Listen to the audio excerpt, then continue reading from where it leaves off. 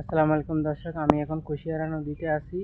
কুশিয়ারা নদীতে পানি অনেক বেড়ে গেছে এবং বৃষ্টির কারণে এখন খুব বৃষ্টি পড়তেছে, যার কারণে ভিডিও করতে পারতেছি না। এখন দেখুন, আপনাদেরকে কুশিয়ারা নদী দেখাচ্ছি, আপনারা দেখতে থাকুন কত পানি হয়েছে। এখানে প্রচুর পানি পানি এখন অনেক থই হয়ে গেছে। আর আর কিছু বৃষ্টি পড়লে দেখবেন যে পানি আরো বেড়ে গেছে। এবং দেখাচ্ছি আপনাদেরকে পানিগুলো কি অবস্থা, ঘুরে ঘুরে দেখানো হচ্ছে।